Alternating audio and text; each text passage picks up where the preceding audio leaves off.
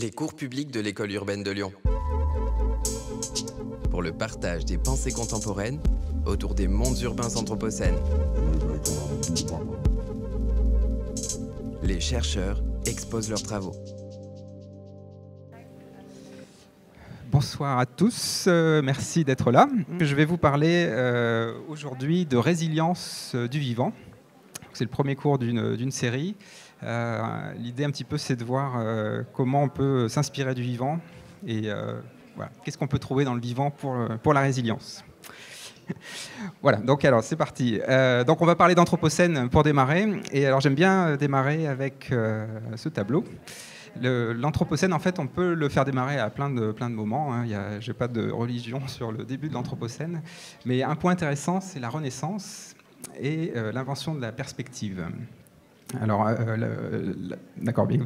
La perspective, en fait, c'est quelque part faire des dessins plus réalistes, mais c'est beaucoup plus que ça, en fait. C'est l'humain qui trace sur le territoire son emprise, qui mesure le territoire dans toutes ses dimensions. Donc on peut, voilà, c'est il y a 500 ans, et en fait on a un peu suivi ça à la lettre, j'ai envie de dire, et donc Michel Lusseau en parlera plus dimanche. Mais voilà la suite, c'est-à-dire qu'en fait cette ligne de fuite porte bien son nom. On l'a développée cette perspective. Hein. Donc là vous avez Shanghai, Mexico, par exemple.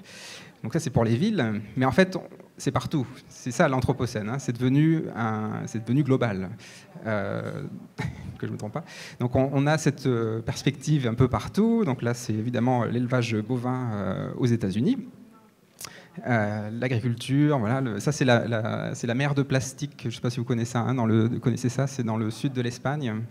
Donc voilà, hein, beaucoup des tomates qu'on mange viennent de ces serres de plastique en Espagne. D'autres exemples évidemment, le palmier à huile, là c'est en Malaisie, mais j'aurais pu prendre d'autres endroits. Donc vous voyez à quel point on a simplifié et tracé des lignes sur le territoire. Les mines évidemment, encore une fois. Bon, je passe, vous avez tous vu ça, hein, donc c'est juste une idée. Alors ça c'est en surface, mais l'anthropocène c'est aussi une emprise du territoire en verticalité également, c'est-à-dire qu'on creuse de plus en plus profond. Donc c'est les mines évidemment. Et puis on va aussi de plus en plus haut. Donc vous avez certainement vu cette photo qui était dans le Guardian, puis qui a été reprise un peu partout, du tourisme en haut de l'Everest. Donc voilà, hein, c'est qui devient un peu le Bali des montagnes, hein, si on veut. Et ça ne s'arrête pas là, puisqu'en fait, voilà, on peut aller aussi plus loin. Et on a beaucoup de débris qui tournent autour de la Terre, donc, qui sont des produits humains. Donc l'anthropocène, c'est aussi, voilà, on occupe tout le territoire. Et c'est enfin une dimension temporelle, puisque nous sommes actifs le jour et la nuit. Donc c'est spatio-temporel, c'est une emprise totale sur le territoire. Alors, cet anthropocène, vous avez peut-être déjà vu ces graphes-là, il y a quand même un point d'inflexion important, c'est l'après-guerre, hein, après la Deuxième Guerre mondiale. Ces impacts, enfin, en tout cas cette croissance impressionnante hein, de l'exploitation des ressources, c'est à partir de 1950 que vraiment il y a un point d'inflexion énorme. Vous prenez à peu près n'importe quel paramètre, la production de papier, la construction de barrages, vous prenez à peu près n'importe quoi. Il y a quelque chose qui se passe en 1950 et qui fait que pour certains, c'est le moment où on fait démarrer l'anthropocène. C'est un point facile parce qu'en fait, à peu près tout explose à ce moment-là, hein, au niveau de la production, de l'exploitation des ressources. Donc ça, c'est Will Stephen, mais bon, ça a été repris beaucoup dans la littérature. Alors il se trouve en fait que tout ça, là, bon, pour l'instant, j'ai envie de dire, c'est pas forcément un problème. Mais ça révèle quelque chose. Ça révèle en fait qu'on est dans une phase de croissance, quelque part, qui paraît infinie. Et donc moi, l'hypothèse que je fais, c'est qu'en fait, l'humain, pourquoi on fait ça là? Pourquoi d'un seul coup on commence à exploiter, à surexploiter tout ça? Pour moi, en fait, c'est qu'on est obnubilé. Il y a un tropisme pour l'optimisation, un tropisme pour la performance. Et c'est ça qui fait qu'on se lance comme ça, on accumule, on veut plus, on veut du mieux tout le temps. Alors, vous allez me dire, oui, ça c'est quelque chose qu'on peut bien voir, voilà, on veut tous s'améliorer, on veut que ses enfants aillent bien, etc. Donc ça se comprend bien. Mais on peut quand même un tout petit peu creuser. Avant de passer à la biologie, j'aimerais bien vous montrer quand même quelques mécanismes qui vont derrière ça. Et donc c'est par exemple les effets de cliquet. Alors un effet de cliquet, je ne sais pas si vous voyez ce que c'est, mais c'est en gros on passe à une autre étape et on ne revient pas en arrière. C'est-à-dire on est bien content de passer cette étape-là et on ne veut pas revenir en arrière. On ne fait pas marche arrière. En fait. Alors ici, je prends un exemple. Donc c'est dans le Beaujolais, c'est pas très loin, une sorte de photo un peu image d'Épinal de la France du 19e siècle, qui est très rurale. Voilà, c'est la France du 19e siècle, avec des ateliers. Donc là, voilà, ils font du tissage. Et puis, Première Guerre mondiale arrive. Et ben, Première Guerre mondiale, il faut être efficace.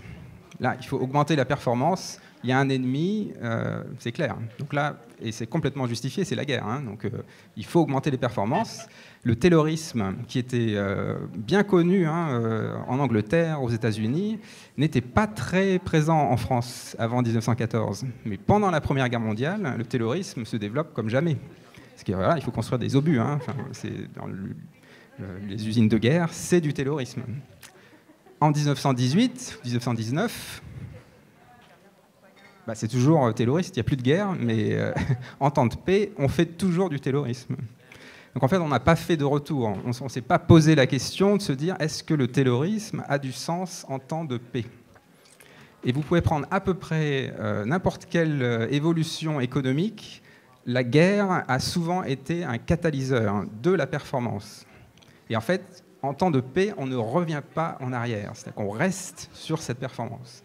Donc ça, c'est un peu la dimension historique. Mais vu que je suis un biologiste, je ne peux pas m'empêcher quand même de faire référence à une donnée biologique qui peut en partie expliquer pourquoi nous sommes obnubilés par la performance.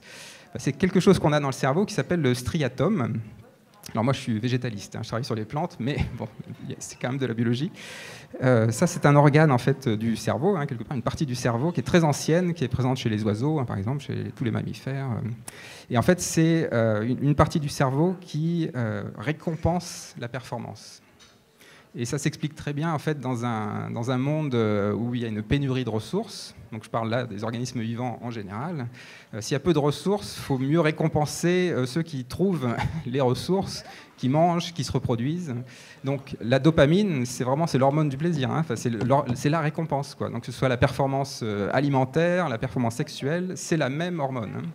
Donc quand vous faites un contrat, si Gaston Lagaffe n'empêchait pas Monsieur Demesmaeker de faire ses contrats, voilà, il aurait une bonne dose je parle de Demesmaeker, il aurait une bonne dose de dopamine.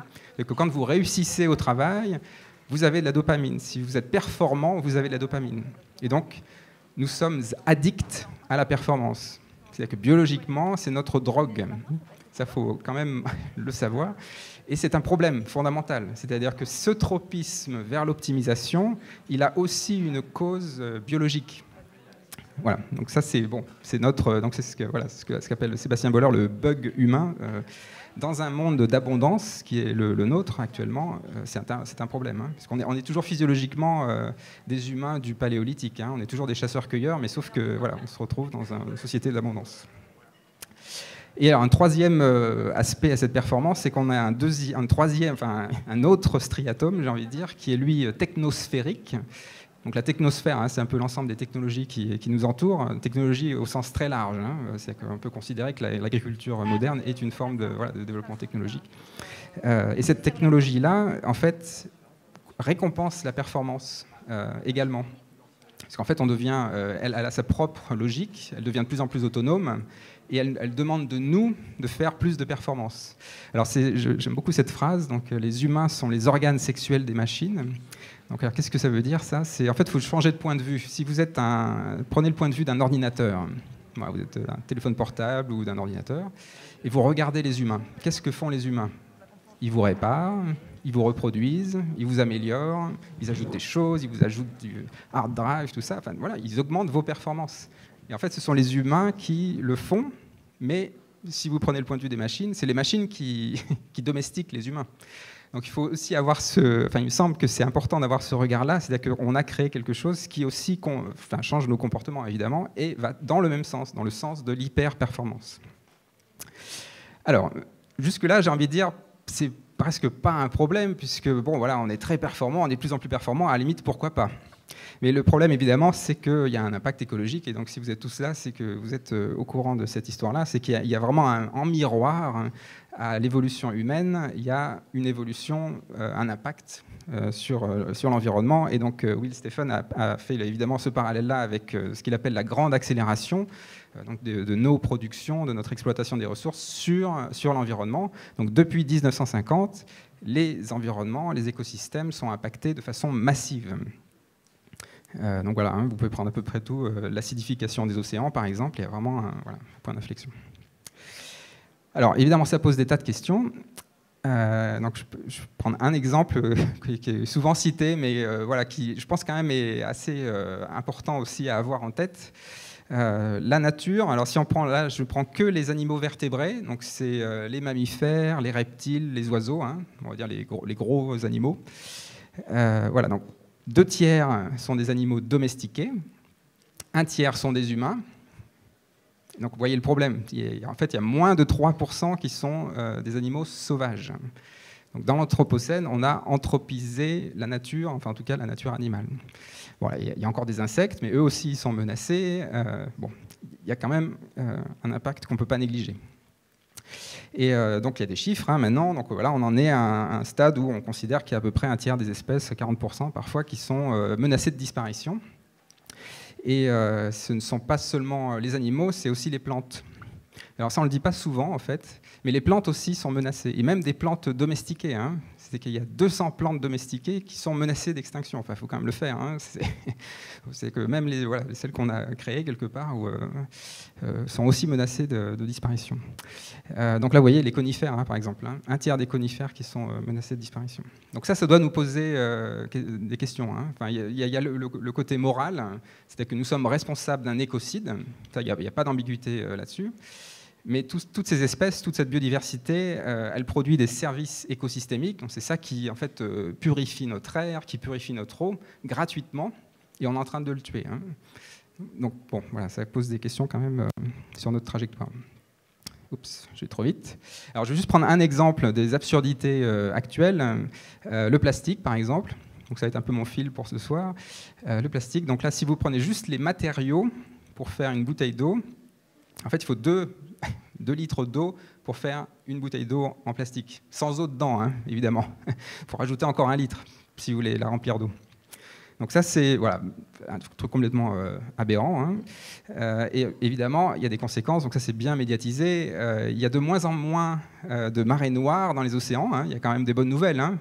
Voilà, il y a moins de marées noires, mais il y a une marée de plastique. Et donc en 2050, ce qui est prévu, hein, si on ne change rien, c'est qu'il y aura autant de plastique que de poissons en masse dans les océans. Alors c'est encore une fois quelque chose qui pose énormément de questions. Hein. Le plastique en lui-même n'est pas forcément toujours toxique, hein, mais c'est quand même, par contre, c'est un objet mécanique, donc qui peut en fait voilà, tuer beaucoup d'animaux, et évidemment, chimiquement, peut être aussi un problème. Alors vous allez me dire, bon, c'est dans les océans, finalement, là on est à Lyon, bon, bah, c'est pas très grave, quoi, voilà, on va peut-être trouver une solution, dans la vie de tous les jours, c'est pas très problématique. Eh ben en fait, si, parce que évidemment que les chaînes trophiques, les chaînes alimentaires, tout se connecte.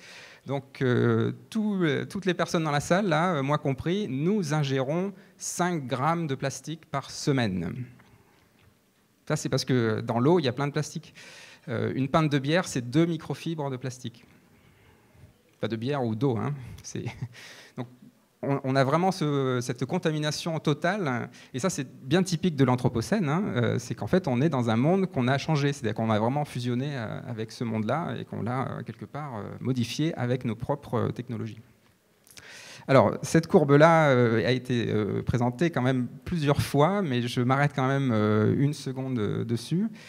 Parce que bon, c'est important.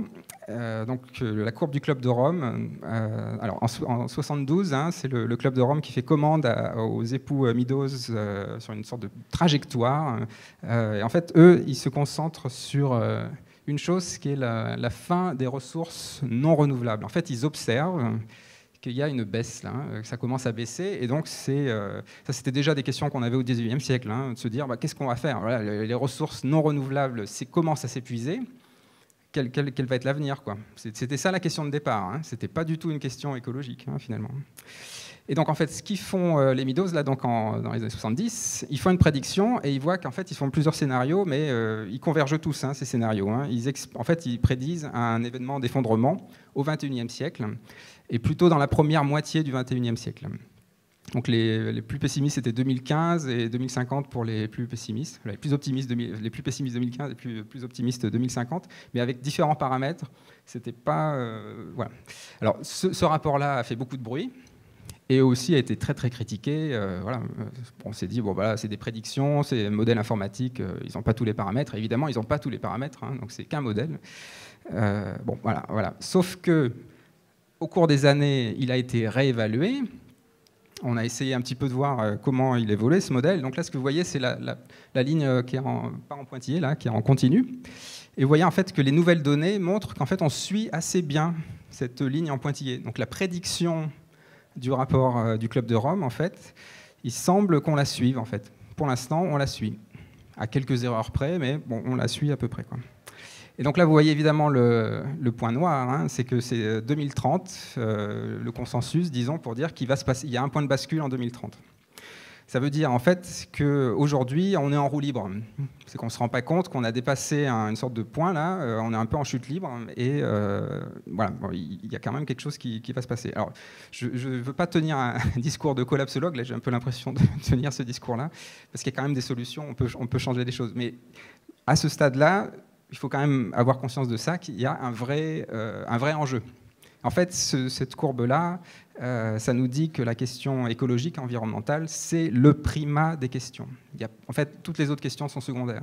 Parce que là, c'est une question existentielle, hein, tout simplement. OK, alors, évidemment qu'il y a eu des réactions. Au fur et à mesure, quand même, on se rend bien compte que l'environnement est pollué, qu'il y a un souci, hein, quand même, il y a un vrai problème. Donc, il y a eu des initiatives. Et en fait, on peut considérer aujourd'hui que quand même le discours dominant est celui d'une réaction. En tout cas, officiellement, on a conscience du problème. Quand je dis on, c'est les dirigeants, mais aussi, même à Davos, hein, l'environnement s'invite, tout ça, dans tous les secteurs. J'ai envie de dire, la question environnementale est devenue transversale. Tout le monde s'en empare. Donc ça, c'est l'exemple de la COP21, mais il y en a d'autres. Alors la question, évidemment, c'est est-ce que c'est effectif? Alors, bon, vous connaissez ça aussi. Pour l'instant, non. Il faut le dire aussi simplement que ça. Donc ici, ce que vous voyez sur ce graphe, c'est en fait, c'est les différentes énergies fossiles, combien on en extrait, hein, combien on consomme d'énergie fossile. Donc ça, c'est le charbon, le pétrole, et puis là, c'est les renouvelables. Alors vous voyez, les renouvelables, c'est pas beaucoup. Et puis vous voyez que, en fait, en 2019, en 2020, on n'a jamais tant brûlé de charbon. C'est-à-dire qu'en fait, on a fait beaucoup plus d'énergie renouvelable, mais ça ne compense absolument pas l'augmentation de la demande en énergie. En fait, ça ne compense qu'une partie de l'augmentation de la demande en énergie. Donc, en fait, on brûle toujours plus de charbon et toujours plus de pétrole. Et alors, juste pour dire à quel point c'est incroyable, c'est que le GIEC, hein, qui alerte sur les émissions de CO2, la crise climatique, donc 1988, a été créé en 1988. Et donc là, vous voyez, le GIEC est créé. Bon, il n'y a pas vraiment eu d'impact. Pas pour l'instant, hein, je ne dis pas, peut-être que ça va arriver, mais pour l'instant, non. Et en fait, ça a été mesuré. Hein, donc la quantité de CO2 émis depuis que le GIEC a été créé, en 88, est supérieur à tout le CO2 produit entre le début de l'ère industrielle et la création du GIEC. Donc, en fait, voilà, en quelques années, les courbes le disent bien. Donc la conclusion, finalement, c'est que nous sommes des extraterrestres sur Terre. Et là, je paraphrase un peu Bruno Latour, mais c'est vraiment ça. C'est-à-dire qu'en fait, si on veut vraiment nous regarder en face, en fait, on ressemble à ça. Hein. On est sur Terre, mais en fait, on se comporte comme des extraterrestres. C'est-à-dire qu'on s'est complètement déconnecté du monde réel, quoi, du monde physique, du monde biologique qui nous entoure. Ça, je pense qu'il n'y a pas de doute là-dessus. Hein. On vit en fait une vie, quand je vous dis qu'on est en roue libre, c'est un peu ça, quoi, quelque part. Alors, il y a quand même des choses dans les pubs qui le disent de façon détournée, mais en fait très vraie. Donc là, vous avez une pub de la NASA, notamment, qui dit « Amenez les technologies de la NASA à la maison ». avec cette fusée là qui ne va pas du tout vers une autre planète, mais qui va vers la Terre. Alors vous allez me dire, quel est le rapport? Là, en fait, la NASA en fait, vend des technologies de purification de l'air. Et évidemment que la pollution de l'air devient un problème criant. Hein. Enfin, 7 millions de morts par an liés à la pollution de l'air. Donc évidemment, voilà, la réponse, disons, locale de sa petite maison, c'est d'acheter un purificateur d'air de la NASA, notamment. Alors vous allez me dire, bon, bah oui, ok, voilà, c'est un truc... Mais il y a quand même des conséquences. Donc là, je vous prends un exemple. Hein, c'est l'école interculturelle de Jakarta. Donc, Jakarta, hein, c'est une des capitales du monde la plus polluée au monde. C'est beaucoup moins connu que Beijing ou Delhi, mais c'est très très pollué à Jakarta. C'est en général en numéro 3 sur le podium des villes très polluées, à cause du palmier à huile et compagnie. Il y a plein de raisons pour ça. Et donc l'école interculturelle de Jakarta, c'est en fait si vous êtes un parent à Jakarta, vous avez vos enfants qui sont à Jakarta, vous n'avez pas forcément envie qu'ils respirent cet air horriblement pollué toute la journée. Si vous avez suffisamment d'argent, vous allez mettre vos enfants à cette école interculturelle qui a acheté en fait des purificateurs d'air de compétition et qui en fait a créé une sorte de bulle. Enfin, c'est pas vraiment une bulle, c'est des vrais bâtiments, mais où l'air est purifié. Et donc vos enfants auront un air, on va dire, lyonnais, quoi. C'est-à-dire que c'est pas parfait, mais c'est quand même nettement mieux que Jakarta, quoi. Bon, alors par contre, donc la maternelle, c'est 20 000 euros par an, et puis le lycée, c'est 30 000 euros par an, quoi. Voilà. Alors évidemment, il y a la partie pédagogique aussi, je ne veux pas quand même la renier, mais il y a quand même cette pollution de l'air réglée. Voilà. En fait, avec cette école interculturelle de Jakarta, on a fait une colonie martienne sur Terre. C'est ça, c'est en fait, quand on veut faire de la terraformation, voilà, de faire des colonies, vous avez certainement vu ça dans la science-fiction, de faire des bulles, voilà, où on fait des villes sur la Lune, sur Mars, sur une planète éloignée. On le fait aujourd'hui sur Terre. Voilà, il faut bien avoir conscience de ça, quand même. Ok, alors, donc voilà, pour prendre une autre analogie, on est comme cet adolescent-là. En fait, on est en train de regarder le monde, mais en fait, on a complètement raté le réel, quoi. On est décalé, quoi. Donc, qu'est-ce qu'on peut faire pour se reconnecter? Alors, avant de se répondre à la question, c'est quand même un paradoxe. En fait, c'est même le paradoxe essentiel de l'Anthropocène, ça. C'est-à-dire qu'il faut se reconnecter, parce qu'on s'est complètement déconnecté, mais en fait, on n'a jamais été autant connecté, j'ai envie de dire physiquement et chimiquement, à la Terre. C'est-à-dire que dans votre corps, vous avez des traces de la planète des quatre coins du monde. Et réciproquement, vos impacts, nos impacts sur la Terre sont globaux. Donc nos impacts globaux, on peut prendre un exemple caricatural, c'est les essais nucléaires aériens qui ont été faits dans les années 50-60. Donc 2000 essais, donc il n'y a pas un mètre carré, on va dire, de la Terre qui ne porte pas la trace de ces essais. Voilà, ça là, il y a une empreinte qu'on peut facilement détecter. Et puis nous, j'aime bien cet exemple-là du phosphate. Donc vous savez que le phosphate, c'est un engrais qu'on utilise beaucoup dans l'agriculture. Et il y a des pays qui ont des gros stocks de phosphate, de mines de phosphate. Donc c'est le Maroc et la Chine, bon, la Tunisie aussi, il y en a quelques autres, mais quand même Maroc et Chine dominent le marché. Et donc tous les produits agricoles que l'on fait pousser en France, en fait, pas tous, mais une bonne partie, s'ils utilisent des engrais phosphatés, souvent ça va venir du Maroc et de la Chine.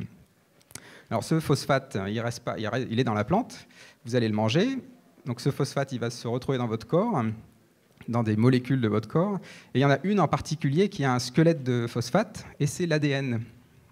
Votre ADN a la double hélice d'ADN, il y a beaucoup de phosphate là-dedans, c'est très très phosphaté. Donc ça veut dire que votre ADN, il est surtout marocain et chinois.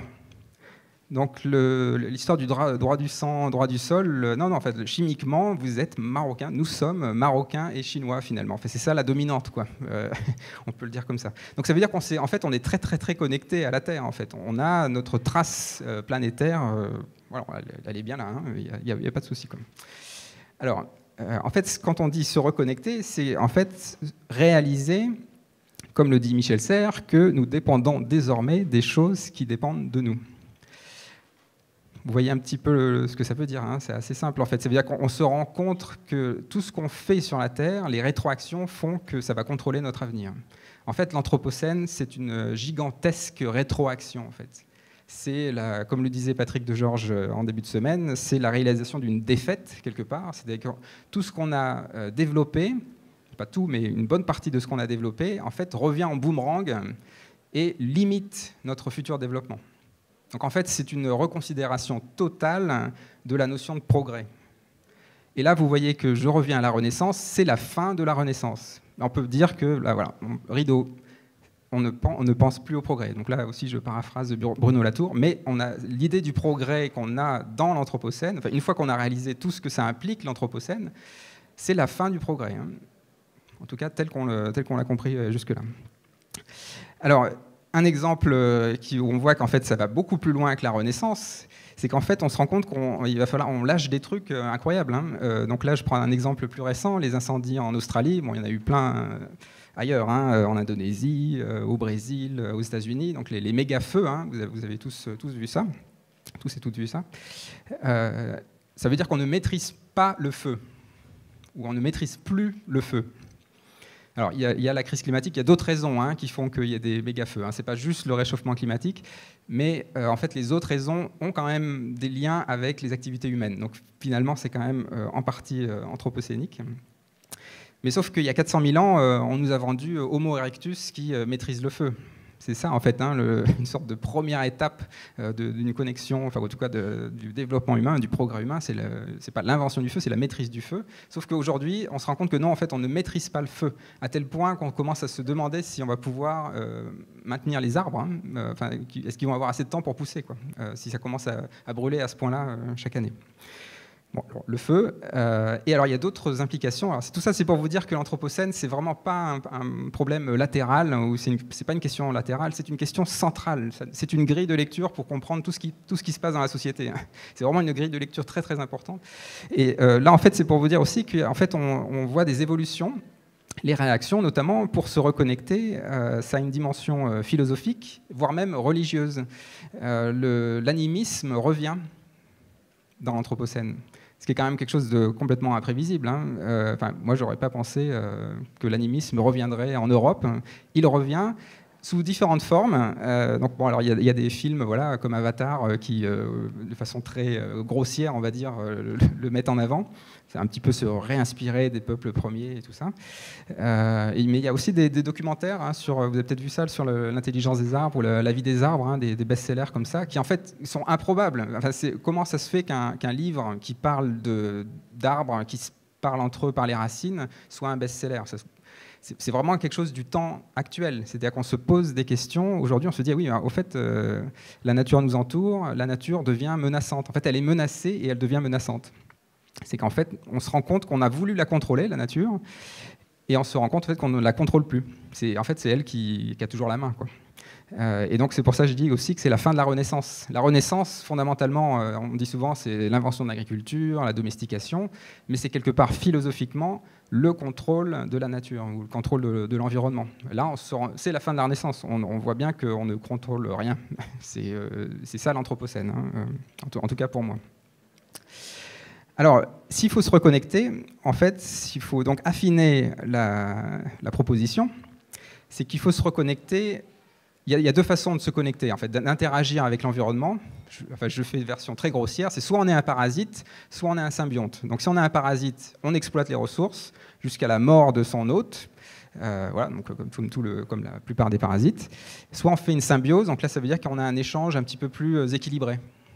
C'est-à-dire qu'on a des bénéfices, mais aussi on donne quelque chose, donc il y a un échange réciproque. Alors là, je vous montre un exemple, c'est les blooms algaires, donc qu'on peut considérer comme une sorte de version parasite macroscopique. Donc d'ailleurs, hein, les vrais maîtres de la Terre, ce sont les bactéries, hein, c'est pas les humains, hein, bien sûr. Hein, en termes de diversité génétique, de nombre d'espèces et tout ça, c'est très clairement ce règne-là qui domine. Donc là, ce sont des cyanobactéries. Et vous voyez que ça peut comme ça se développer sous forme de colonies gigantesques, hein, qui peuvent prendre la taille quasiment d'un État ou d'une région. Donc on peut voir par satellite, hein, donc là vous voyez en bleu turquoise. Et donc ça, en fait, ce sont des cyanobactéries donc, qui se développent, qui sont en fait, quand il y a beaucoup de nitrates, de phosphates dans l'eau, il fait un peu chaud, donc les conditions sont très favorables. Et là, du coup, voilà, les algues se développent, se multiplient énormément. elles tuent tout sur leur passage, parce qu'elles deviennent toxiques, elles exploitent toutes les ressources.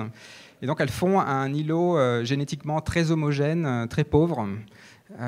Et pendant un moment, c'est vraiment, voilà, c'est le bloom, c'est vraiment l'épanouissement, quoi. Il y a une très très forte densité de matière organique, là j'ai envie de dire, enfin en surface en tout cas, dans ces blooms. Et puis il y a un moment où il n'y a plus de ressources. Et vu qu'elles sont à peu près toutes homogènes, hein, c'est quand même des clones, beaucoup, voilà, elles vont mourir très vite. Donc en fait, il y a un passage, donc ça ne pousse pas très vite, après hop, il y a un climax, et ça tombe très vite. Et donc en fait, dans l'Anthropocène, on se rend compte que les humains se comportent comme des parasites. C'est vraiment ça. Hein. Pour moi, la définition biologique de l'humain, ou de l'Anthropocène, de l'humain dans l'Anthropocène, c'est le moment où l'humain réalise qu'il se comporte comme un parasite. Donc en fait, il réalise la rétroaction, il réalise qu'il est en train de tuer son hôte. Et donc, ce qu'il attend, c'est que si l'hôte est mort, lui, il va suivre. Hein. Enfin, alors, sachant qu'il faut quand même que je fasse un petit bémol, les systèmes biologiques sont très résilients. Hein. Ils ont vécu pendant des millions d'années, des périodes absolument incroyables en termes de température, d'ouragans. Donc, ce qui va lâcher en premier, c'est pas le maillon écologique, c'est le maillon social. Ça aussi, il faut quand même bien le réaliser. C'est-à-dire que c'est ça le maillon faible. Hein. C'est ça qui va lâcher en premier, hein, bien avant le maillon écologique. Mais bon, enfin, on est quand même allé assez loin dans la menace sur le maillon écologique. Donc il va falloir faire de la symbiose. Hein. Il n'y a pas de choix. C'est ça la question. Donc du coup, comment on fait Comment on fait pour devenir symbiotique avec la planète et pour avoir cet échange, donc comme un champignon avec un arbre, hein, où donc voilà, l'arbre avec la photosynthèse peut envoyer des sucres aux champignons, et puis le champignon il peut envoyer des nutriments à l'arbre. Et donc il y a un bon équilibre entre les deux. Alors c'est peut-être un peu simpliste, et on verra qu'en effet ça peut être un peu trop simpliste. Alors on va commencer doucement. Recyclage, donc ça c'est quelque chose que tout le monde connaît, hein, qui existe quand même depuis assez longtemps maintenant, qui s'est beaucoup développé dans les années 90, en France notamment. Alors, donc faut quand même resituer un petit peu les choses. Donc on a, depuis l'invention du plastique, j'ai envie de dire, hein, voilà, début 20e, on a produit 8,3 milliards de tonnes de plastique. C'est quand même beaucoup.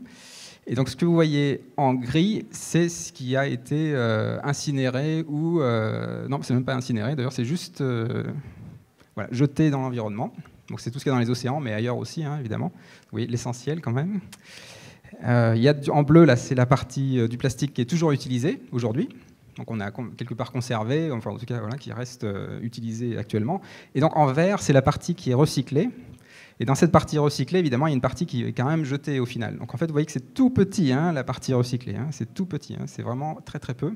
Alors par contre, c'est en croissance. Donc ça, faut quand même... La bonne nouvelle, c'est qu'aujourd'hui, on considère que c'est 20% à peu près le plastique qui est recyclé. Bon, il reste encore 80% qui n'est pas recyclé, mais c'est beaucoup mieux qu'avant. Hein. Donc il y a eu quand même des vrais progrès. Hein. Bon, mais voilà. Donc c'est quand même juste pour mettre un petit bémol. Le recyclage, très bien, mais il y a encore beaucoup de chemin à faire. Donc en fait, il y a une façon quand même plus ambitieuse de voir ça, et c'est la fameuse économie circulaire. Donc, je pense aussi que vous avez entendu parler de ça. Et en fait, c'est beaucoup plus systémique. C'est-à-dire qu'en fait, on ne va pas juste regarder le produit à jeter, à recycler, on va repenser toute la chaîne. C'est-à-dire qu'on va produire des produits qui sont en effet biodégradables, mais dans la façon de faire les produits, on va utiliser moins de ressources, les produits auront moins d'atomes différents, donc ils seront plus faciles à recycler, ils n'auront pas plein de petits atomes dans tous les sens, enfin de différents éléments qui sont impossibles à recycler. Donc c'est toute une pensée, hein, c'est quand même plus compliqué que juste le recyclage, et ça c'est une façon d'être plus symbiotique. Évidemment, hein, parce que là, du coup, on considère le cycle de la technosphère comme on considère un cycle de l'eau, le cycle de l'atmosphère. Donc c'est un autre cycle, mais on considère son cycle complet, quoi. Donc ça, c'est absolument nécessaire. Enfin, c'est une étape indispensable. On y est. Voilà. Là, on est dans l'économie circulaire. Ça démarre. Donc c'est quelque chose qui... voilà. Donc ça, c'est un peu les 12 principes, par exemple, de la chimie verte. Donc il y en a quelques-uns qui sont intéressants. Hein. Il y a donc, par exemple, Atom Economy, hein, c'est ça. Hein, c'est l'idée que voilà, on veut générer des produits qui sont faits avec très peu d'éléments. Par exemple, du calcium, du fer et du carbone, par exemple. C'est tout. On ne veut pas ajouter toute la table périodique des éléments dedans parce qu'on sera incapable de la recycler après. Ok, donc ça, voilà, on a quelques principes, on sait comment faire, et puis donc c'est en plein boom, en effet, donc voilà, c'est incité par les politiques publiques, donc on va faire de l'économie circulaire et même de la bioéconomie circulaire, c'est-à-dire qu'on va essayer en plus d'être biosourcé. C'est-à-dire qu'en fait, au lieu de taper dans les mines ou dans le fossile, hein, les énergies fossiles, le pétrole, on va essayer de puiser dans des énergies biologiques. Donc comme ça, on va intégrer les cycles de la technosphère avec les cycles biologiques. Et comme ça, on a une sorte de meilleur contrôle de ce qu'on fait. Bon, vous voyez déjà que, je pense que vous sentez déjà qu'il y a des bémols là-dedans, évidemment, j'y viendrai. Mais voilà, c'est quand même louable, hein, comme je veux dire, il y a une vraie idée et il y a des vraies bonnes idées hein, là-dedans, hein, mais il y a aussi pas mal de problèmes. Alors, un exemple plutôt success story, donc ça c'est en fait c'est des étudiants, hein, c'est un labo en Israël qui a développé des stratégies biologiques. Alors c'est un peu du high-tech. Là, ils ont fait des bactéries donc de laboratoire hein, qui expriment une enzyme qu'ils ont modifiée génétiquement. Et cette enzyme, en fait, elle permet à la bactérie de digérer le plastique, donc le PET en l'occurrence, et même de vivre de ça, en fait. Donc là, ce que vous voyez, c'est une boîte de pétri avec ces bactéries sans PET, donc sans plastique, et elles meurent, en fait. Elles ne sont pas capables de survivre, donc il n'y a pas de colonie. Enfin, vous voyez, il n'y a rien, quoi. Et là, vous voyez les petits points noirs, en fait, c'est des colonies bactériennes qui se sont développées et qui se sont nourries du plastique, et donc qui ont dégradé le plastique. Et donc ça, c'est souvent vendu comme une solution pour le problème du plastique dans les océans.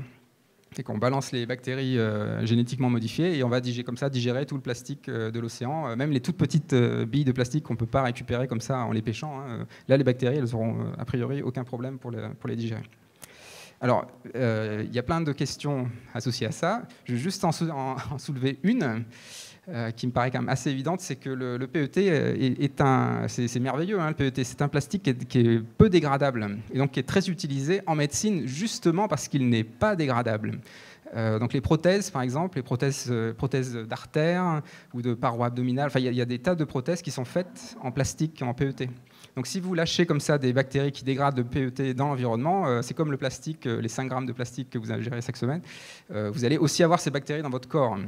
Et donc moi, si j'avais une prothèse d'artère en PET, je serais un petit peu inquiet, quoi. J'aimerais pas trop que des bactéries commencent à dégrader mes artères, quoi. Bon, ça c'est juste un problème. Vous pouvez en penser à plein d'autres. Hein. Donc c'est jamais simple. Les solutions réductionnistes, voilà, c'est souvent, ça nous conduit souvent, encore une fois, à la performance chaotique, on va dire. Alors, mais c'est quand même, malgré tout, c'est un domaine, hein, la bioéconomie circulaire, qui est vraiment en développement énorme. Donc là, c'est juste quelques chiffres. Hein, vous voyez, 300 produits biosourcés, les États-Unis, 300 bioraffineries. Voilà, donc on estime que ça va être quelque chose qui va vraiment se développer. C'est très soutenu par l'Union européenne. Et j'ai envie de dire, à juste titre, hein, c'est une forme de reconnexion, une première étape dans la reconnexion. On essaye de se reconnecter au vivant, de profiter du vivant, mais en essayant d'inclure ces cycles et donc de considérer le cycle total d'un produit. Alors, juste quand même quelques exemples pour que vous ayez des billes, j'ai envie de dire. Donc, c'est Solazim, là. Donc, c'est une boîte qui fait du biodiesel à partir d'algues. Voilà, donc vous voyez, c'est la pub. Là, j'ai pris les photos de la boîte hein, sur Internet. Donc, on peut faire du biodiesel à partir d'algues. Bon, ok, très bien. Et alors, ce qui est évidemment intéressant, c'est que l'armée s'y intéresse. Et en règle générale, c'est très intéressant de voir ce que fait l'armée. Parce que la question de la résilience, c'est une question militaire, hein, en fait. C'est pas que j'ai une obsession sur les militaires, mais c'est pertinent. C'est qu'en fait, sur la question écologique, contrairement à ce qu'on pourrait croire, l'armée a beaucoup de choses à dire. Et des choses très intéressantes. Vraiment. Hein. Même des fois des dérivés assez étonnants. Hein. Dans certaines casernes, en fait, il y a des sortes de parcs, des réservoirs de biodiversité. Donc ça, c'est plus l'aspect biodiversité. Et puis il y a aussi les terres rares, par exemple, le recyclage des terres rares. L'armée est plutôt pionnière, en fait, pionnière. Alors, pas toutes les armées. Certaines armées sont pionnières parce qu'elles se rendent bien compte que leurs armes dépendent énormément du numérique, de plus en plus. Et donc, si y a un conflit avec la Chine, par exemple, les terres rares, il va falloir les trouver ailleurs. Et donc, il faudrait mieux en avoir sur place pour pouvoir maintenir des armes. Donc, bon, là, c'est la version militaire, mais ça dit des choses sur l'Anthropocène aussi, quoi. C'est qu'en fait, on change de calibre. Et donc, le biodiesel ou les biocarburants, disons, sont d'intérêt pour les militaires. C'est une sorte d'autonomie, finalement. Vous n'avez pas besoin de puiser ailleurs, vous l'avez localement. Alors, il y a un autre exemple, c'est Lanzatech. Donc, ça, c'est une boîte qui, en fait, fait on va dire des produits dérivés de l'éthanol, donc ça peut être des biocarburants, mais d'autres choses, du plastique, à partir du CO2 qui est émis par les entreprises. Donc ça, c'est aussi très louable. On se dit, voilà, toutes ces entreprises génèrent énormément de pollution, et elles ont trouvé des moyens, donc des bactéries qui sont capables d'utiliser ça comme un carburant et pour faire des produits d'intérêt. Alors, les problèmes. En fait, il y a le problème principal, c'est que toutes ces bactéries, ces champignons, ces algues, il faut bien les nourrir. C'est qu'en fait, c'est toujours cette idée d'illusion de la reconnexion. C'est-à-dire qu'on fait un cycle, on inclut le vivant. Donc si on inclut le vivant, ça suffirait à se reconnecter à la Terre. En fait, ce n'est pas si simple que ça. Si vous faites des biocarburants, ça a été très médiatisé, mais finalement, c'est quand même vrai pour toute la bioéconomie, y compris la bioéconomie circulaire. Vous allez utiliser du carbone qui vient des ressources de la Terre. Donc ça va venir des champs, de l'agriculture. Donc il y a beaucoup de choses qui sont faites à partir de pommes de terre, d'amidon de pommes de terre, de betteraves sucrières, de colza, de maïs. Donc vraiment des champs, des ressources qui normalement sont pour l'alimentation, qui passent à cette bioéconomie circulaire. Et puis aussi le bois. Donc les forêts sont aussi beaucoup utilisées pour cette économie. Donc voilà, juste quelques chiffres. Donc là, c'est par exemple pour le maïs. Vous voyez les prédictions de croissance, mais c'est du maïs. Donc le maïs, donc, non seulement c'est une ressource alimentaire évidente, mais vous savez aussi qu'au Mexique, c'est un dieu, même. C'est le maïs, le dieu maïs. Enfin, bon. Donc il y a beaucoup de questions associées à ça. Alors, si on veut juste donner quelques chiffres, ou juste un chiffre, c'est 200 kg de grains de maïs, ça permet de faire 80 litres d'éthanol, et ce qui correspond à une année d'aliments pour un être humain. Donc, vous voyez qu'en gros, deux pleins grosso modo, deux pleins d'une voiture, c'est un an d'aliments. Et beaucoup de surface, beaucoup d'irrigation, d'engrais, tout ça. Et donc, en fait, ce qui se passe là, c'est qu'en fait, en voulant se reconnecter par la bioéconomie, par les technologies agricoles, finalement, on est en train d'optimiser le paysage. Donc finalement, j'ai commencé avec la Renaissance, mais en fait, on y est toujours là.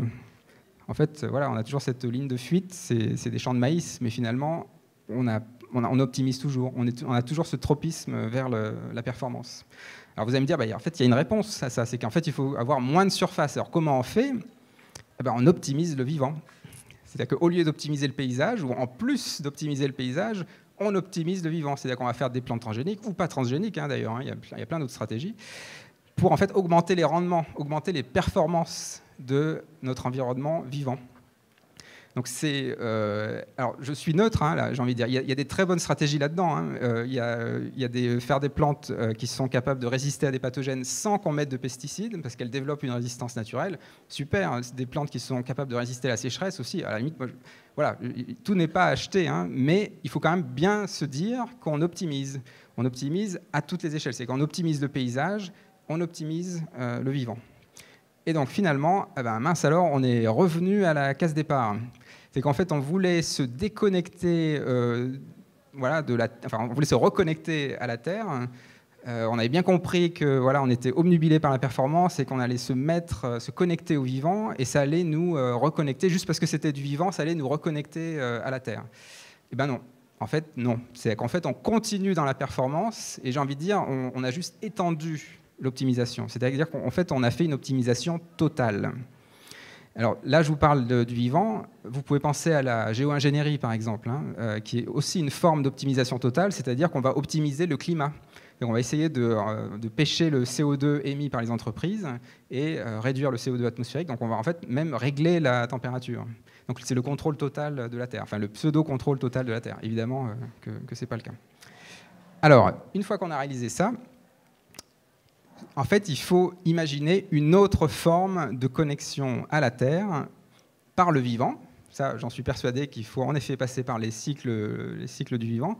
Mais en fait, il faut bien le regarder, le vivant, il me semble. Il me semble qu'on a raté des choses dans cette bioéconomie circulaire.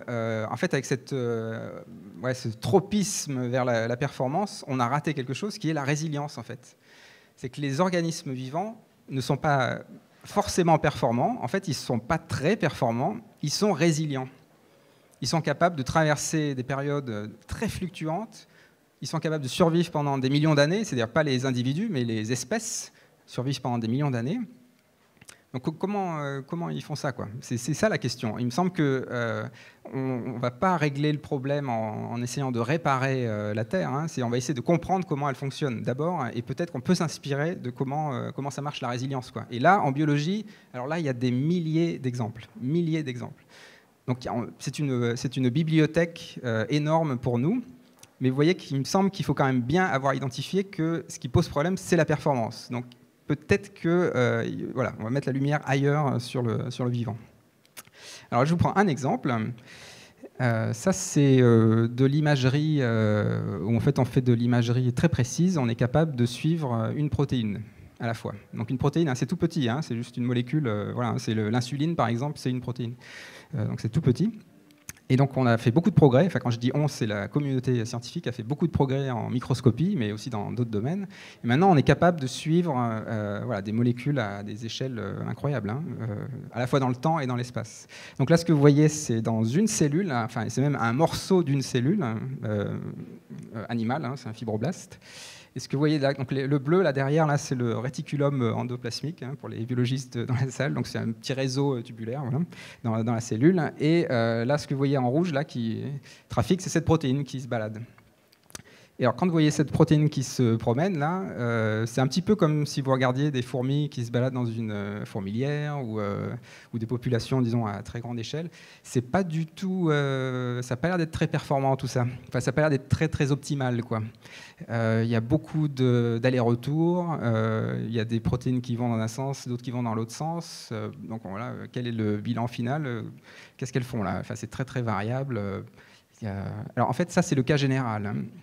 Donc, quand on regarde des protéines dans un microscope, ou en fait à peu près n'importe quel objet biologique, à peu près à n'importe quelle échelle, en fait, on se rend compte que c'est très variable, c'est très hétérogène, il y a une grosse part d'aléatoire, donc c'est pas du tout optimisé, en fait, pas du tout, hein.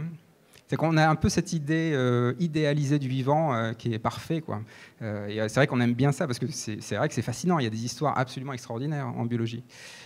Mais quand on regarde bien, vraiment, ce qui est à la source du vivant, c'est de l'aléatoire, de l'hétérogène, des incohérences, des lenteurs, donc que des choses que nous, on a essayé de réduire, en fait. Nous, on a toujours voulu, quand je dis nous, les humains, hein, on a voulu optimiser, augmenter la performance. Bah là, en fait, on se rend compte que la biologie, maintenant qu'on a les données, disons, quantitatives, on peut vraiment le démontrer à toutes les échelles, le vivant n'est pas efficace. En fait, il ne met pas le compas sur l'efficacité.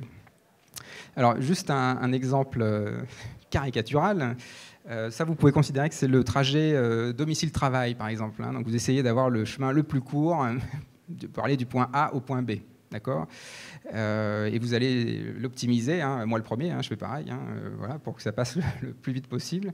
Donc on va essayer, voilà, de faire au plus court. Donc le plus court, ce serait la ligne droite, hein. Hop, le fameux vol d'oiseau. Et en fait, quand on regarde les trajectoires biologiques, c'est beaucoup plus aléatoire que ça, quoi. Donc là, c'est ce qu'on appelle un random walk, donc c'est une marche aléatoire. Mais en fait, ça, on en voit beaucoup en biologie. Donc des objets qui se rendent d'un point A à un point B, mais... Alors ça arrive, hein, des fois il y en a qui le font vraiment sous une ligne, hein, il y a des cheminements dirigés, mais très souvent en fait c'est pas le cas, c'est en fait assez hétérogène, il y a des pauses, il y a des allers-retours, des fois on revient au point de départ. Donc en fait on peut penser ça comme une déambulation finalement, hein, c'est pas du tout, voilà, c'est plutôt a posteriori qu'il y a un bénéfice, mais à l'instant T il n'y a pas l'idée de la performance derrière, quoi. Et donc ça, moi, il me semble, alors là, personnellement, je suis l'avocat, de ça, il me semble que c'est ça qu'il faut prendre dans la bioinspiration biologique, en premier. Je ne dis pas qu'il faut laisser tomber le reste, hein. Il y a plein de choses intéressantes. Encore une fois, hein, dans les technologies qui ont été inventées, dans les compréhensions des mécanismes, il y a plein de choses très intéressantes. Mais ça, il ne faut pas le rater. Le fait qu'en fait, le vivant se comporte beaucoup plus aléatoirement, de façon hétérogène, avec des lenteurs, des incohérences, et c'est ça qui fait sa résilience. Alors, j'ai une petite métaphore pour ça, pour faire les choses un petit peu de façon caricaturale. Quand vous cassez un bol, Vous avez, j'ai envie de dire, plusieurs solutions, mais une solution, c'est la solution optimale, c'est de recoller et que ça ne se voit pas. Donc vous allez mettre de la super glue, et puis tant qu'à faire, vous allez prendre la meilleure super glue, celle qui dure vraiment très longtemps. Et voilà. Et avec la technologie, là, vous allez réparer votre bol et il sera magnifique. En fait, on ne verra pas qu'il a été cassé, quoi. Donc l'histoire de la cassure du bol sera effacée et vous n'aurez finalement pas appris grand-chose avec ça. Alors le contre-exemple sous-optimal, c'est l'art du kintsugi, l'art japonais là, en fait, où on recolle les morceaux du bol, mais avec des filets d'or. C'est-à-dire en fait, on met en valeur ces cassures, ces fêlures en fait. Et c'est ça, en fait, qui donne au bol une nouvelle dimension. On met en avant son histoire. Et en fait, le bol, là, il est transcendé. Là. En fait, on a beaucoup appris. Voilà, c'est une forme d'adaptabilité ou d'image de la résilience dans la poterie. Bon, après, ça vaut ce que ça vaut. Dans l'Anthropocène, la céramique, quand même, c'est vraiment clé. C'est quand même la terre et le feu, inventés bien avant l'agriculture. Donc, c'est quand même quelque chose de fondamental. Mais bon. Pour moi, le kintsugi, voilà, ça peut être une métaphore de la sous-optimalité, donc le fait d'être un petit peu, pas dans la performance, mais plutôt de viser en dessous, plutôt de viser la résilience. Alors, comment on peut faire ? Donc c'est ça, je mets la définition, là, voilà, c'est maintenir un certain niveau de variabilité interne, sélectionner la résilience de la population et non l'efficacité, le confort individuel. Donc vous voyez que le tropisme est sur la population, et pas sur l'individu. Il met en valeur la variabilité, donc les faiblesses internes, pour faire quelque chose de résilient à long terme. Et alors, une autre illustration, c'est pour faire passer le concept. Donc, si je veux faire un disque gris optimal, je dessine un disque et je mets tous les pixels en gris, et d'un certain gris. Là, je suis sûr de faire le meilleur disque gris, c'est que ce sera le disque gris optimal. Donc ça n'existe pas en biologie. En biologie, c'est la version sous-optimale où vous allez faire un disque avec des points de différents types de gris, voire noir, voire blanc, et puis ils vont bouger. Et puis, en fait, quand vous regardez l'image, ça a l'air d'être gris, en fait. C'est gris, mais c'est pas tout à fait gris, en fait. C'est un gris construit, dynamique. Variable. Et en fait, c'est un gris qui va pouvoir s'adapter, qui va pouvoir devenir gris foncé, gris clair en fonction, alors que l'autre gris, là, tous les pixels sont gris, c'est tout homogène, ils peuvent pas se parler entre eux, ils se connaissent tous, ils sont tous pareils, il ne peut pas y avoir de dialogue, quoi. Bon, ça vaut ce que ça vaut comme analogie, mais voilà. Alors, les points clés, disons les principes essentiels de la sous-optimalité, je les ai déjà un petit peu listés, je les redis pour enfoncer le clou. Donc c'est un programme politique que personne ne pourrait soutenir, ça faut bien le comprendre. Donc c'est inefficacité, hétérogénéité, aléatoire, lenteur, redondance et incohérence. Et donc il faut bien voir que c'est ça qui fait la résilience du vivant. Parce qu'en fait, toutes ces faiblesses, dans le regard humain qu'on a, tout ça c'est des faiblesses, ces faiblesses-là permettent l'adaptabilité, en fait.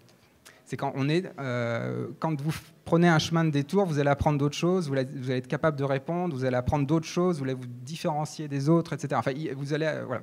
Bon, je pense que c'est assez intuitif quand même. Mais ce qui est incroyable, c'est que maintenant, on a les données biologiques pour le démontrer ça. En fait, maintenant, on est sûr de notre coup, quoi. Donc maintenant, on a plein de données quantitatives en biologie à toutes les échelles qui montrent que ça marche. C'est vraiment comme ça que ça marche.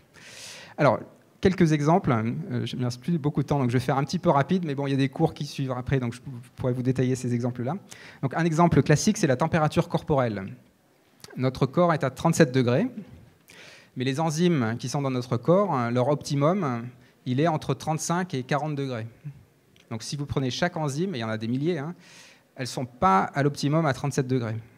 Donc ça veut dire que ces enzymes-là, elles fonctionnent bien, mais elles ne fonctionnent pas très bien. Donc en fait, notre corps est constitué de cellules qui fonctionnent correctement, mais c'est pas l'optimum, c'est pas la performance. Alors, quel est l'intérêt ? Évidemment, vous pouvez penser à la fièvre. Vous passez à 38 degrés. Là, il y a plein d'enzymes ou de protéines qui vont passer plus proche de leur optimum, et là, ça va booster leur performance. Et là, pour le coup, là, ça vaut le coup, là, parce que du coup, on surprend le pathogène. Je fais un peu d'anthropocentrisme, mais bon, vous voyez ce que je veux dire. Donc, on augmente, ces enzymes-là vont pouvoir répondre, puis après, on revient à 37 degrés. Donc, on revient en mode sous-optimal. Donc, si vous voulez, l'analogie sociale, alors il faut faire attention avec les analogies sociales, mais c'est l'état d'urgence, la fièvre. C'est qu'on a l'état d'urgence, ça marche si c'est court, si c'est éphémère. À plein temps, c'est la performance et on fatigue tout le monde. Hein. Et c'est pareil pour le corps humain, d'ailleurs. Donc là, bon, la température corporelle montre que nous sommes sous-optimaux. Intrinsèquement, j'ai envie de dire, nos cellules ne sont pas à l'optimum. Nous fonctionnons bien, mais pas très bien. Alors, un autre exemple que j'aime beaucoup, c'est les cellules souches. Les cellules souches, c'est les cellules qui permettent de faire tous les différents types cellulaires, et donc de reconstituer les organes. Hein. Donc, si vous avez une blessure assez grave au bras, par exemple, vos muscles vont pouvoir se reconstituer grâce à des cellules souches qui vont créer de nouvelles cellules de muscles. Alors, les cellules souches, on sait, voilà, donc il y a plein d'hypothèses pour expliquer comment une cellule souche sait qu'elle est une cellule souche, comment elle fait pour être une cellule souche. Donc évidemment, l'approche génétique, c'est de dire il y a des gènes maîtres, donc il y a une hiérarchie, il y a des gènes qui savent qu'il faut que la cellule soit une cellule souche, et donc elles vont dire il y a des programmes génétiques. Alors c'est en partie vrai, hein, il y a toute une hiérarchie génétique, voilà, il y a des gènes qui disent telle cellule va être une cellule souche, et puis telle cellule ne va pas être une cellule souche. Mais en fait, de façon plus intéressante, il me semble, alors c'est un petit peu compliqué ce graphe, je vais vous l'expliquer en 2 mots, c'est très simple. Une cellule souche, en fait, c'est une cellule qui se différencie. Donc, par exemple, c'est une cellule qui n'a pas d'identité, j'ai envie de dire, et qui se transforme en muscle, par exemple. Donc, elle veut se transformer en muscle, donc elle va commencer à synthétiser des protéines qui ressemblent à des protéines de muscle. Mais vu que ça prend un peu de temps, il y a des délais, hein, il faut faire de l'ARN, après l'ARN, faire des protéines, donc ça prend un peu de temps. Quand les protéines sont prêtes, on va dire, en fait, il y a un autre signal qui dit « Ah non, en fait, il faut se transformer en os ». Donc, ce que fait la cellule, c'est qu'elle débobine ses protéines de muscles et elle va commencer le programme pour faire de l'os. Mais quand c'est l'os, en fait, il faut être neurone. Ah bon, alors, ok, on détruit tout et on fait neurone. Mais donc, vous voyez que c'est l'hésitation. C'est l'hésitation qui fait la cellule souche. C'est pas une performance, donc c'est une contre-performance qui fait qu'une cellule est adaptable, qu'elle est compétente, qu'elle reste compétente à se développer, à devenir d'autres choses. Donc c'est le délai, ces oscillations là qu'on voit un petit peu sur les graphes là. En fait, à partir d'un certain seuil, elles vont finir par se différencier. Hein, et là, ok. Mais toute cette période d'hésitation, c'est ça en fait qui permet de maintenir une compétence et d'être adaptable en fait. Donc ça, c'est typiquement sous-optimal. Alors, rapidement, évidemment, donc on verra dans le cours, on peut le décliner à plusieurs échelles. Donc là, je vais vous faire de façon très caricaturale juste 2-3 exemples, enfin, 2 exemples. La version optimale du champ, voilà, monoculture, donc on change l'environnement, c'est-à-dire on met assez de chimie pour que l'homogénéité soit tolérable par les plantes. Hein, donc voilà, on a un champ de blé, donc là c'est très performant, enfin soi-disant, mais bon, on va dire à court terme, c'est très performant. Donc ça c'est la version optimale, l'accent est mis sur la performance. Le contre-modèle sous-optimal, eh ben, c'est ça en fait, c'est les mélanges variétaux. Donc les mélanges variétaux, vous semez 3 espèces de céréales dans votre champ en même temps, un tiers, un tiers, un tiers par exemple. Et donc, vous ne savez pas ce que vous allez récolter à la fin. Parce qu'en fait, il y en a peut-être un des 3 qui va mourir dans l'année parce que, je ne sais pas, il y a un virus cette année qui va tuer cette espèce-là. Mais vous êtes sûr d'avoir du rendement. Vous êtes sûr d'avoir du rendement parce que sur les 3, il y a quand même en général une qui domine. Donc, vous ne savez pas ce que vous allez récolter. Ce ne sera certainement pas un tiers, un tiers, un tiers. Donc, ça va être un mélange variétal. Vous avez semé un mélange variétal, vous aurez un mélange variétal à la sortie. Mais ce que vous avez fait, c'est de la résilience. C'est-à-dire qu'en fait, vous n'avez pas fait de la performance. Vous ne savez pas exactement quel rendement vous allez avoir, mais vous allez avoir un rendement et vous êtes sûr de l'avoir. Donc c'est une résilience dans le sens où voilà, c'est une robustesse malgré les fluctuations environnementales. Dans la version optimale, vous avez un rendement idéal, j'ai envie de dire, mais seulement si vous contrôlez absolument tout dans le champ. Donc y compris l'incendie, la tornade, enfin toutes des choses qu'on ne contrôle pas en fait, hein, et de moins en moins en fait. Donc ça, voilà, c'est un exemple assez caricatural, mais qui illustre bien ce qu'on peut faire avec la sous-optimalité. En fait, ce qu'on fait actuellement, hein, il y a des projets de l'INRA là-dessus, et d'autres instituts d'ailleurs, hein, c'est en train de monter. Hein. Entre parenthèses, hein, l'idée de la monoculture, le champ de monoculture, hein, quand on prend le train Lyon-Paris, ça c'est fini. Hein, c'est pas fini parce qu'on le voit encore, hein, mais c'est le monde ancien. En fait, quand je vois ces champs-là, je me dis, voilà, c'est le monde obsolète qui est encore là, en fait. Mais ça n'a plus de sens. C'est évident que ça n'a aucun sens aujourd'hui. Un autre exemple, c'est bon, je vais aller plus vite parce qu'il faut que je termine. L'agriculture de précision. Donc, en utilisant le numérique, on va mesurer chaque centimètre carré ou chaque mètre carré d'un champ, la quantité de nitrate, d'hygrométrie, tout ça. Donc, on va pouvoir vraiment contrôler très très bien ce qu'on fait. Donc, ça c'est très très bien vendu, hein. Il y a plein de boîtes qui font ça. Climate Corporation, qui a été racheté par Monsanto, qui a été racheté par Bayer. Donc, tout ça c'est voilà, beaucoup de numérique. Donc, le numérique, on sait bien que c'est pas durable. Donc, ça forcément, bon, ça pose des questions en tout cas. Donc pour moi, la version sous-optimale de cette agriculture-là, c'est l'agriculture de l'imprécision. C'est que là encore, on va se concentrer sur la population, des bénéfices, des échanges en fait, entre les espèces, l'agroforesterie, des choses comme ça. C'est moins précis, hein, c'est clair, on ne sait pas ce qui se passe dans chaque mètre carré du champ, mais en fait on laisse faire, voilà, et les interactions s'occupent du reste en fait. Alors, juste pour aller jusqu'au bout, pour dire que c'est un contre-modèle qui peut aller assez loin, c'est qu'en fait, quand on regarde des évolutions actuelles, on peut trouver de la sous-optimalité émergente dans les systèmes sociaux également. Alors ici, je fais très rapidement, mais le droit, par exemple, c'est ce que j'appelle le droit dur. Donc, c'est le droit, voilà, la justice, le droit pénal, le droit civil. Et ben en fait, ça c'est la version optimale. Enfin, c'est pas que optimal, hein, je caricature parce qu'il y a des choses sous-optimales là-dedans. Mais la version vraiment, vraiment sous-optimale, c'est le droit mou. Alors, le droit mou, c'est quand on fait des grands discours, on fait des lois qui disent voilà, il faut arrêter de pêcher tant de poissons ou on va limiter notre production de CO2. Donc en fait, il n'y a pas vraiment de sanctions. Donc c'est pour ça que c'est mou, parce qu'en fait, c'est des grands discours et en général, c'est pas trop appliqué. Mais ce qui est très intéressant dans le droit mou, c'est que ça permet de questionner des sujets qui nous dépassent. C'est que le droit dur ne l'autorise pas, ça, en fait. C'est pas possible. On peut pas dire, dans le droit dur, de réduire le CO2. En fait, on n'y arrive pas.